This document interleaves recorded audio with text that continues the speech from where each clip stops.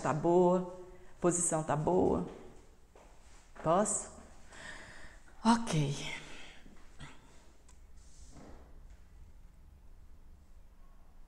Olá, paz do Senhor. Que bom nós estarmos aqui mais uma vez nesse vídeo, nesta aula maravilhosa que nós vamos falar nesse dia. E neste próximo domingo nós já estamos na lição de número 6 e nós vamos falar sobre a abrangência universal da salvação. Eu sou Jane Martins de Souza, professora de Escola Bíblica Dominical há mais de 20 anos e também superintendente de Escola Bíblica Dominical. E você que está aqui pela primeira vez, seja bem-vindo, um forte abraço e continue conosco até o final desta aula. Nós vamos falar nesta maravilhosa lição a respeito da universalidade da salvação. E também vamos falar que esta salvação, ela é condicional. Esta salvação, ela é passível de ser perdida e que depende da nossa perseverança até o fim para alcançarmos a glorificação eterna. Falaremos a respeito da sua abrangência, né? Para quais pessoas este plano de salvação foi elaborado, se para toda a humanidade ou não, ou se é apenas para os eleitos. Então, fique comigo até o final do vídeo e nós vamos aprender a respeito desta doutrina maravilhosa. Esse trimestre inteiro nós estamos falando a respeito da doutrina da salvação. O plano de salvação de Deus para a humanidade, ele foi mencionado lá no Éden. Desde o princípio, a salvação de Deus é para todos. Deus, ele enviou o seu único filho para salvar o mundo e não para condená-lo. Esta foi a única forma de reconciliar o homem com Deus. Foi a única forma de trazer novamente a paz que havia sido perdida entre o homem e Deus, para desfazer a inimizade entre o homem e Deus. Está em João capítulo 3, versículo 17. Deus, ele disse para Abraão que através de da descendência dele, todas as famílias da terra seriam abençoadas, né? E com certeza elas seriam abençoadas com o evangelho de Jesus Cristo. Está em Gênesis capítulo 12 e no versículo 3. A escolha de Deus pela nação de Israel, ela diz respeito à presciência de Deus. Deus escolheu e pronto. E contra as escolhas de Deus, ninguém pode questionar. Só que Israel não entendeu o plano desta eleição, o porquê desta eleição, o porquê desta chamada. Quando nós lemos as Escrituras Sagradas, Deus precisava de um povo para que o seu nome fosse conhecido entre as demais nações, para que as outras nações conhecessem o seu maravilhoso poder, a sua graça e a sua infinita misericórdia. E na presciência de Deus, ele escolheu a nação de Israel. Mas os israelitas julgavam que a salvação era só para eles, né? Que os estrangeiros não tinham parte neste plano, neste projeto de Deus de resgatar a humanidade do pecado. E Deus, então, faz um plano de enviar o seu único filho para salvar a humanidade e não para condená-la, como assim nós já lemos. E durante o passar do tempo, Deus vem revelando na história da humanidade que a salvação é para todos. Quando nós lemos na Bíblia Sagrada a respeito de Raabe, né, uma mulher que entrou na genealogia de Jesus Cristo, está lá em Mateus capítulo 1, Raabe entrou para a salvação, era uma mulher estrangeira, prostituta, e entrou para o plano de salvação de Deus. Ela aceitou a Deus como o único Deus e Deus criou um maravilhoso plano para aquela mulher. Nós também vemos um outro exemplo nas Escrituras Sagradas, é o caso de Ruth, né, uma mulher moabita, que também se rendeu a Deus e alcançou a sua salvação e fez parte do plano da salvação de Deus. Nós vemos também na história da Bíblia Sagrada quanto à salvação de Nínive. Quase 120 mil pessoas se renderam ao plano de salvação de Deus, à sua misericórdia, e do grande ao pequeno se humilharam diante de Deus e aceitaram o seu poder. E vemos na história que Jonas ficou triste porque ele sabia que a misericórdia de Deus ia resultar em salvação. E a cidade de Nínive foi salva pela pregação da palavra de Jonas. E Deus teve misericórdia daquele povo.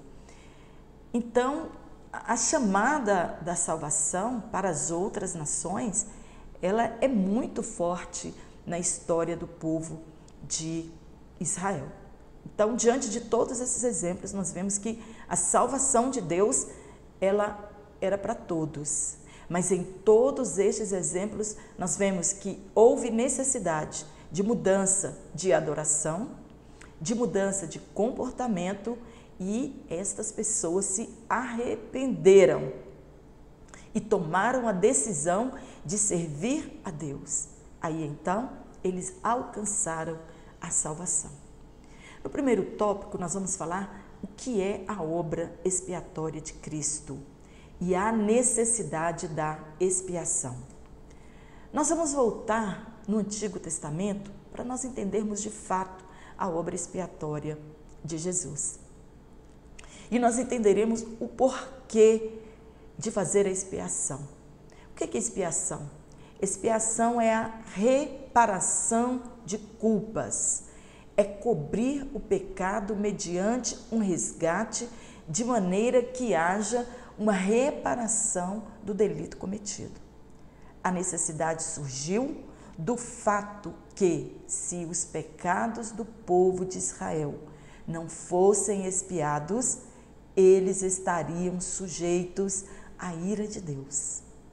Era um sacrifício de amplitude ilimitada por todos os pecados que não tivessem sido expiados no decorrer do ano, não tivessem sido confessados e que não tivessem sido perdoados. E no dia da expiação era a oportunidade de se confessar as culpas e receber o perdão de Deus. Assim o povo receberia o perdão dos seus pecados e ficariam livres da ira de Deus e manteriam a comunhão com Ele. Está em Hebreus capítulo 9, versículo 7.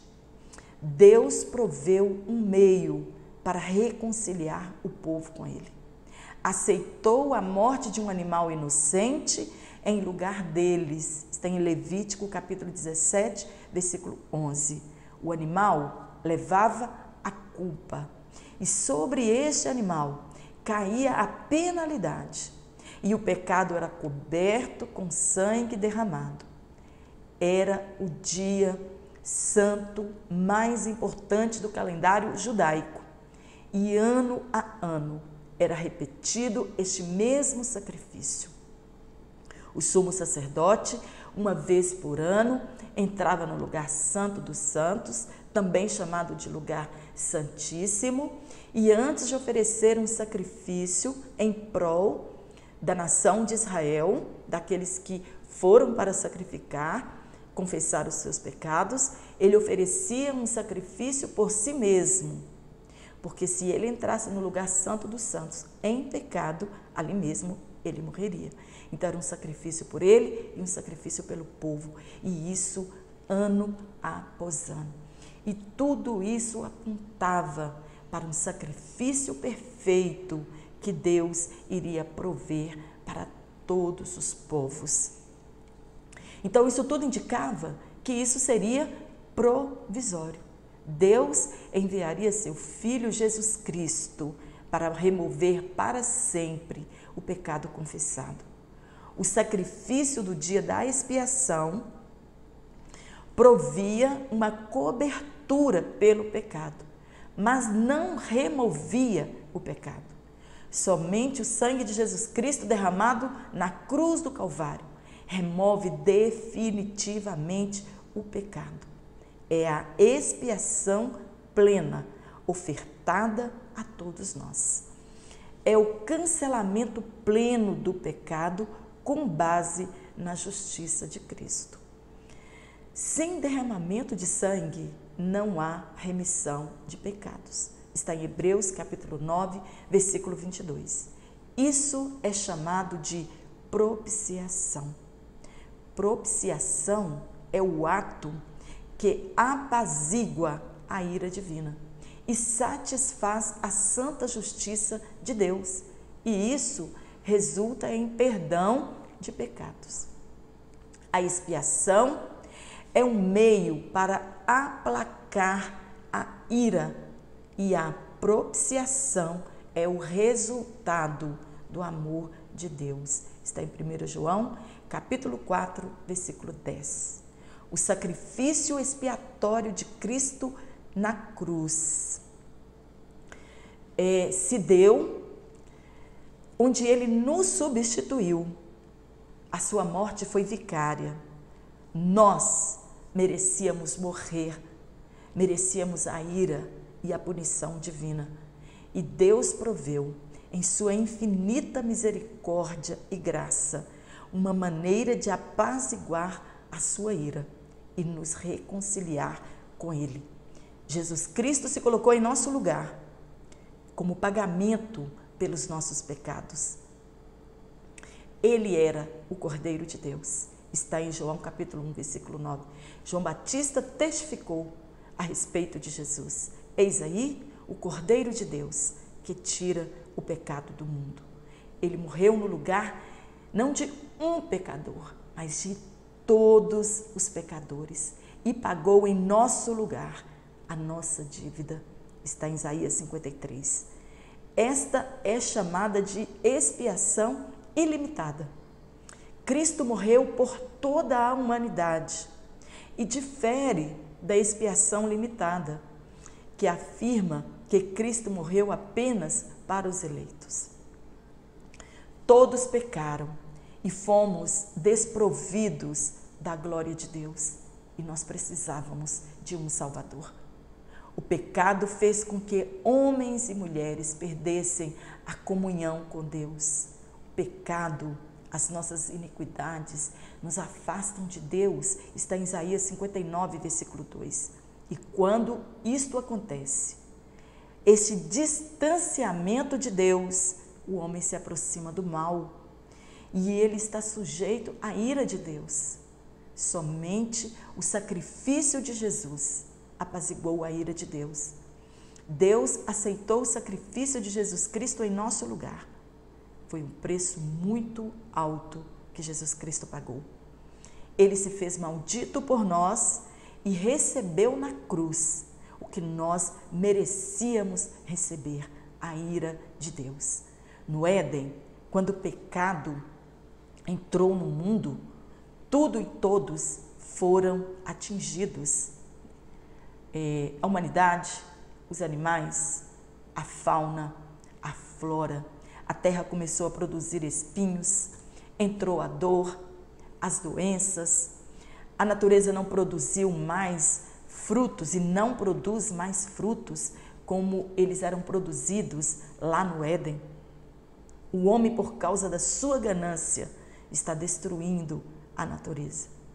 A criação geme e nós também aguardamos novos céus e nova terra. Está em Romanos capítulo 8, versículo 20 e 21. Nós somos incapazes de satisfazer a justiça de Deus. Somente a morte de Cristo removeu a ira de Deus contra o pecador arrependido. Foi a vida de Cristo, isto é, seu sangue, que agradou a Deus. E ele fez isso uma única vez e entrou no lugar santo dos santos e está até hoje intercedendo por cada um de nós.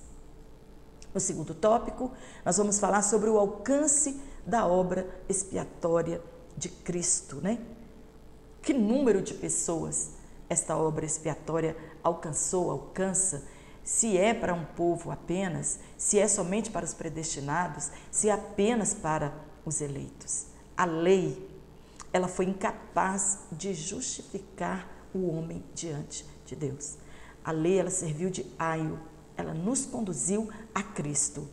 Os sacrifícios, eles eram oferecidos o ano inteiro, de ano em ano. Os sacerdotes precisavam ser muitos, pois o sacrifício, ele era diário. E haviam turmas de sacerdotes, mas o sumo sacerdote era apenas um. E somente ele, ano após ano, entrava no lugar santíssimo. Isso diz que, por mais que o homem se esforce, ele é incapaz de manter-se puro, sem pecado. Sozinho, todos fracassarão. Ninguém será justificado diante de Deus por causa das obras da lei. Jesus, ele é a oferta. Jesus, ele é o resgate pago, aceito por Deus, para libertar um escravo. E a luz possa raiar para os que estão em trevas. Está em Mateus capítulo 4, versículo 16. Jesus Cristo cumpriu esta profecia de Isaías capítulo 9, versículo 1 e 2. Antes nós estávamos presos, éramos escravos do pecado, vivíamos em trevas e a luz do Evangelho raiou em nossas vidas. E aí então podemos ser livres por causa do sacrifício de Jesus Cristo. Ele é o único caminho, ele é o único que pode nos reconciliar com Deus. Está em Romanos capítulo 3, versículo 20. O alcance da morte expiatória de Cristo, ela é universal, porque todos estão envolvidos neste plano. Deus não enviou Jesus Cristo apenas para um povo, e é aqui que mora a divisão de algumas igrejas, né, da atualidade, de alguns pentecostais. A maioria dos pentecostais creem que a morte de Jesus, a obra expiatória dele, é universal, mas ela é condicional. Mas hoje em dia alguns não creem nesta condição. Eles interpretam a salvação universal de forma errada. Fica a pergunta então, por quem Cristo morreu? Por todos, isso é claro, mas a salvação, ela é condicional, eu preciso crer. Quando nós lemos as cartas de Jesus Cristo para as igrejas da Ásia, em Apocalipse, há uma condição, ao que perseverar até o fim, ao que se manter fiel até o fim, né? Em Tito capítulo 2, versículo 11, está escrito que a graça de Deus se manifestou e trouxe salvação a todos os homens. Todos podem ser salvos através dos méritos de Cristo. E a maioria dos cristãos rejeitam a doutrina do universalismo absoluto. Esta doutrina, ela professa que o amor de Deus, no final dos tempos, não deixará ninguém eternamente longe dele. Que no final dos tempos, ele reconciliará os seres humanos a si, independente das suas obras, terem sido boas ou más. Eles dizem que os anjos caídos, que o diabo vão voltar para a presença de Deus, que provavelmente nós vamos encontrar lá Hitler e tantos outros algozes da humanidade, eles estarão lá por causa da misericórdia de Deus. Agora, em uma coisa, arminianos e calvinistas concordam, que não será assim. A salvação, ela é condicional. Nós estamos falando da predestinação universal, onde todos somos predestinados à salvação. Efésios capítulo 1, versículo 5, Romanos capítulo 8, versículo 29, diz que todos são chamados à salvação. Todos são chamados à salvação. O convite é para todos. E a predestinação, ela está condicionada à fé em Cristo. É preciso aceitar Jesus Cristo como Senhor e Salvador. Tem o chamamento do Evangelho, que ele é universal. E deve-se receber Cristo como Senhor e Salvador e perseverar até o fim.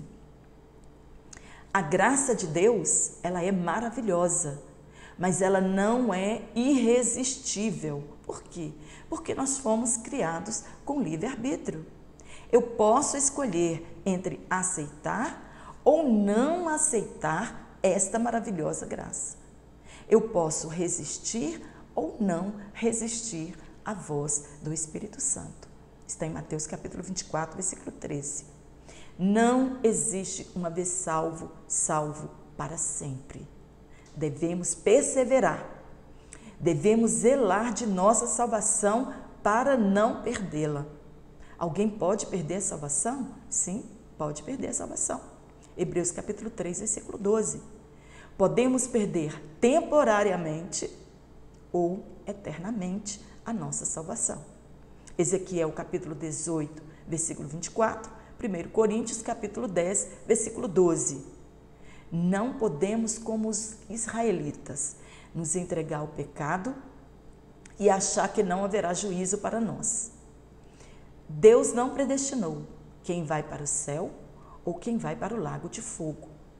Porque está escrito na palavra de Deus que o lago de fogo foi criado para o diabo e seus anjos. E também todos aqueles que seguirem as suas leis. Está em Mateus 25, 41. Nós somos predestinados à vida eterna, mas isso não garante que todos alcançarão o céu. A predestinação é universal, a eleição ela é particular, pois depende de como recebemos o chamamento do Evangelho. A palavra de Deus diz, é quem crê e for batizado que será salvo. Mas quem não crê já está condenado. Está em Marcos capítulo 16, versículo 15 e 16. E nós somos embaixadores de Cristo e devemos fazer esse chamamento das pessoas para a salvação. Jesus ele disse, olha, ide por todas as nações, pregai o evangelho dele, e quem crê e for batizado será salvo. Nós somos embaixadores de Cristo, representamos Ele aqui e devemos fazer esse convite para a salvação. E aqui em Marcos está registrado a liberdade de escolha, quem crê e for. Né? Então, esta doutrina ela é defendida pelos arminianos. Né? Ser salvo depende de cada um de nós, é aceitar ou não esse convite para a salvação. Os defensores da doutrina do universalismo, eles acreditam que Deus hoje já nos livrou da presença do pecado, porque Jesus já tirou o pecado do mundo. Mas a palavra de Deus nos diz que é necessário que o ser humano creia, que a pessoa se arrependa para receber a preciosa salvação pela graça de Deus. Está em Marcos capítulo 1, versículo 15, João 3 e 36 e Atos capítulo 3 e versículo 19. Aceita-se Jesus como Senhor e Salvador, recebe-se a salvação, a justificação, a ira de Deus é apaziguada em nossas vidas, nós somos reconciliados com Ele, voltamos a ter paz novamente com Deus, somos santificados e, por fim, alcançaremos a glorificação eterna. No terceiro ponto, nós vamos falar. Cristo oferece salvação a todo mundo. Nós vamos falar de perdão, nós vamos falar de cura e também nós vamos falar de libertação. O que é perdão? Perdão é um indulto. Perdão é a remissão dos pecados. É o meio da graça através do qual o pecador arrependido tem suas faltas perdoadas mediante o mérito de Cristo. Mas nem sempre o perdão livra o ofensor das consequências de sua ofensa. Temos um exemplo na Bíblia, o exemplo de Davi. O seu pecado de adultério e homicídio, ele foi perdoado. Mas Davi não deixou de colher as consequências do seu pecado, de suas ofensas.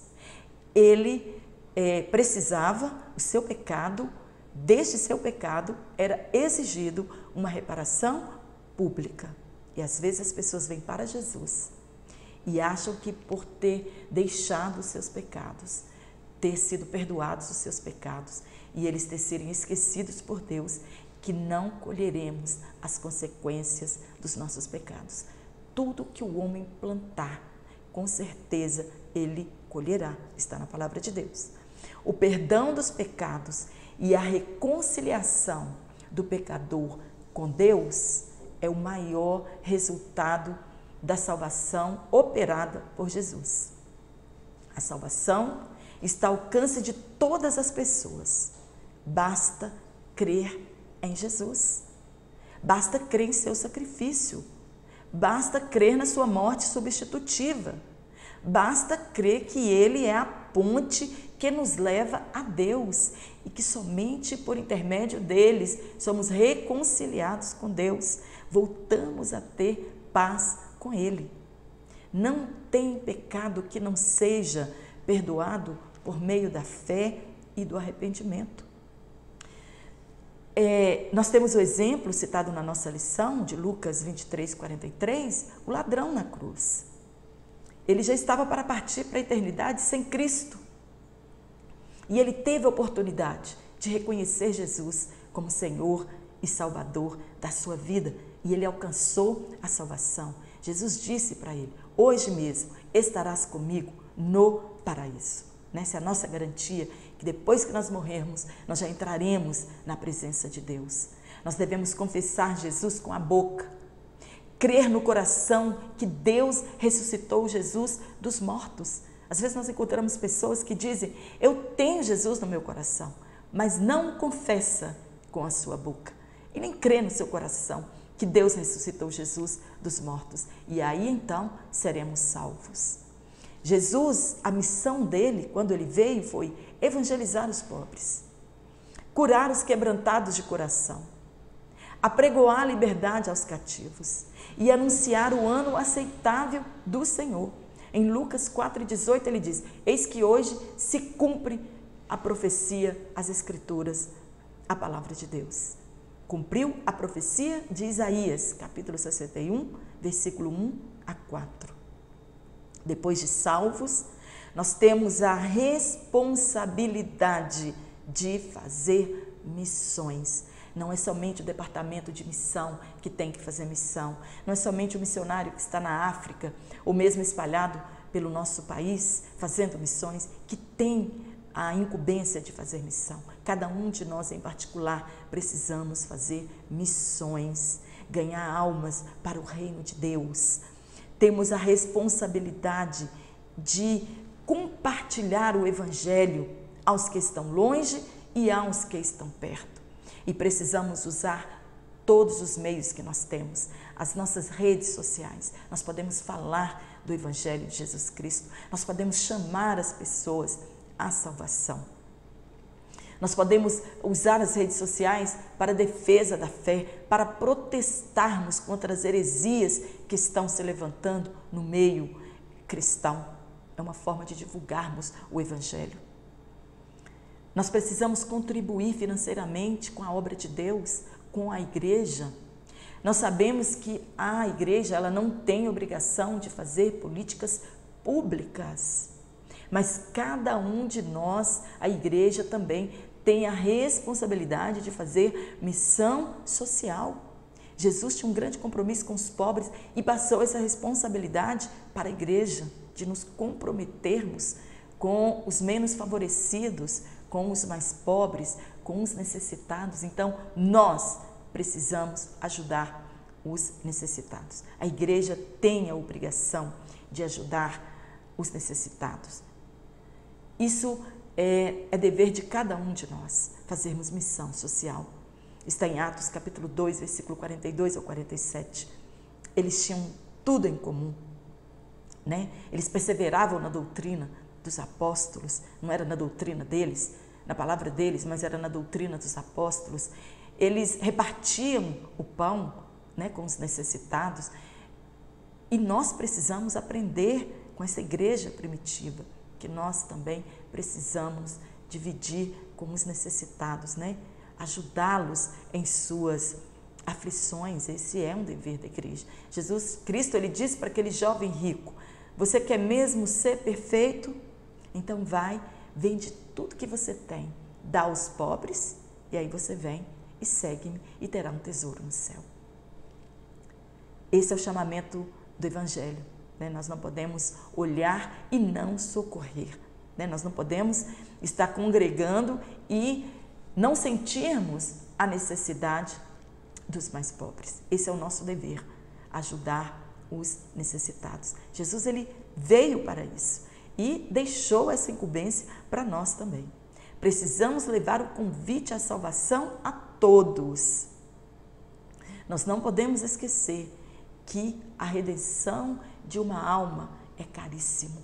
Então nós temos que zelar, né, cuidar das almas, porque elas são preciosas aos olhos de Deus. Salvação é para todos, mas as pessoas precisam aceitar a Jesus como Senhor e Salvador de suas almas. E às vezes nos nossos apelos nós perguntamos: quem quer aceitar Jesus? Não, é Jesus que nos aceita, com as nossas limitações, né? Com os nossos pecados, com as nossas fraquezas. É Ele que tem que nos aceitar. O convite que devemos fazer às pessoas é o chamamento à salvação, né? Que as pessoas aceitem este chamamento para a salvação. Que Deus em Cristo possa continuar abençoando você. Espero ter contribuído com este comentário para enriquecimento de sua aula. E se você gostou, curte este vídeo, compartilhe em suas redes sociais, se inscreva no meu canal e toda semana você estará recebendo um vídeo novo dos nossos trimestres. Um forte abraço para você e até o próximo vídeo, se Deus assim nos permitir então. Tá bom?